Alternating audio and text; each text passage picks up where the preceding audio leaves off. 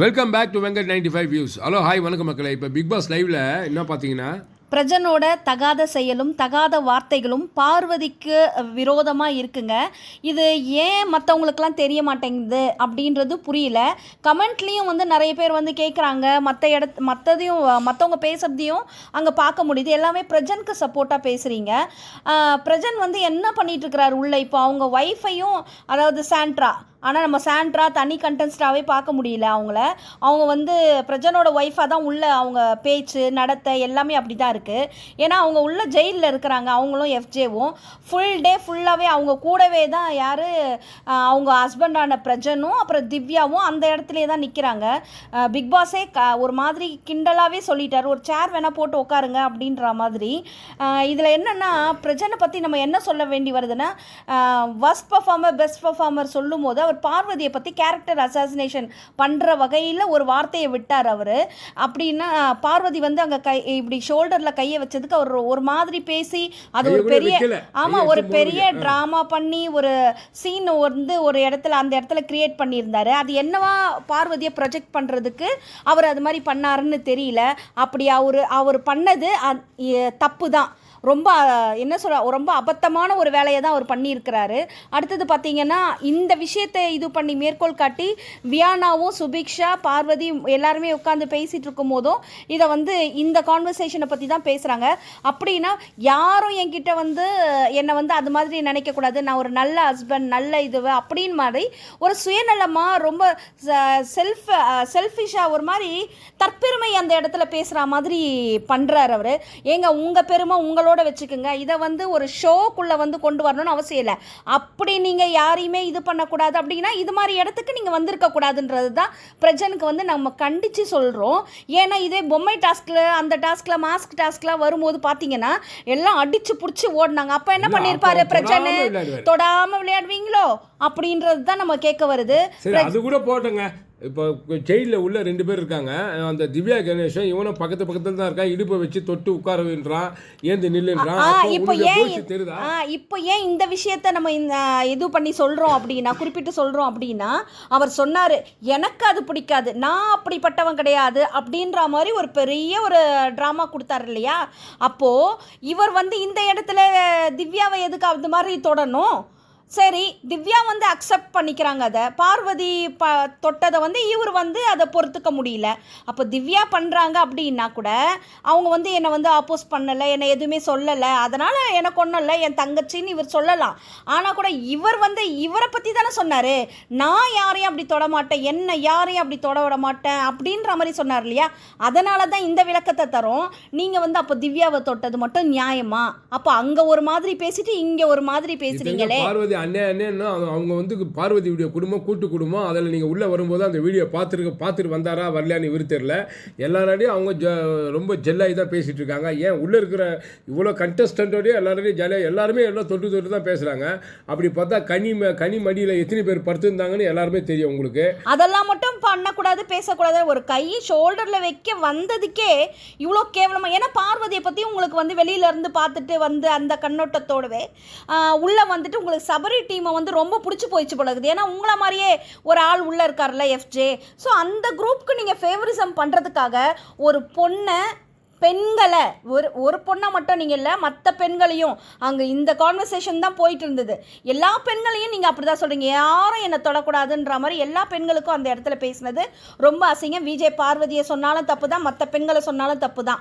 அடுத்தது பார்த்தீங்கன்னா உள்ளே இருக்கிற எஃப்ஜேவை வந்து அவங்க ஒய்ஃப் சாண்ட்ரா வந்து என்ன பண்ணுறாங்க, பிரஜன் ஒய்ஃப் சாண்ட்ரா என்ன பண்ணுறாங்க, காலால் எட்டி உதைக்கிறாங்க. ஏன்னா எஃப்ஜே வந்து 10 தடவை நாய் குறைச்சா கூட வேணும்னே தூங்கிட்டே இருக்கிறாரு. ஸோ பிக் பாஸுக்கு அவர் ஒன்றும் என்ன சொல்கிறது பயந்து எதுவுமே பண்ணுற மாதிரி இல்லை. ஏன்னா அவருக்கு தேவை உள்ளே என்ஜாய் பண்ண வந்திருக்கிறாரு.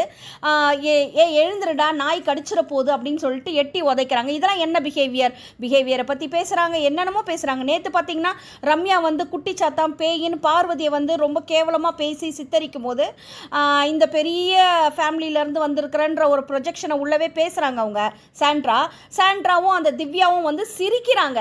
இவங்க தான் சொன்னாங்க யாரையும் வந்து என்ன சொல்கிறது மார்க் பண்ணக்கூடாது, ஹர்ட் பண்ணக்கூடாதுன்னு சொல்லிட்டு திவ்யா வந்து இது மாதிரி பண்ணுற செயலை வந்து என்ன மாதிரி சொல்கிறது? அப்போ வந்து அட்வைஸ்லாம் மற்றவங்களுக்கு தான், உங்களுக்கு ஒன்றும் கிடையாது, அப்படி தானே?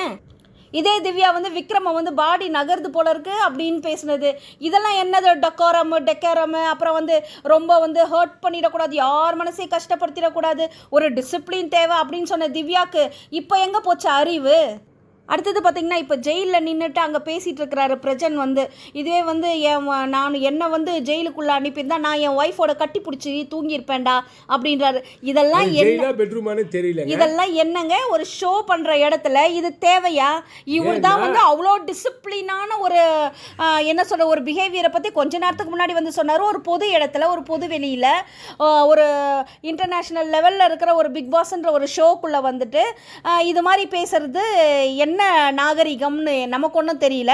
இவர் தான் கொஞ்ச நேரத்துக்கு முன்னாடி பார்வதியை பற்றி அவ்வளோ கேவலமாக பண்ணார். இப்போ இவரே வந்து இது மாதிரி நடந்துக்கிறது நல்லதா அப்படின்ற மாதிரி இதுக்கு வந்து எஃப்ஜேவும் வந்து சொல்கிறாரு, நானும் கல்யாணம் பண்ணிவிட்டு அடுத்த சீசனுக்குள்ளே என் ஒய்ஃபோட வருவேன், என்னடா கேவலமாக நடந்துக்கிறீங்க, ஆனால் மற்றவங்களுக்கு மட்டும் வேற மாதிரி.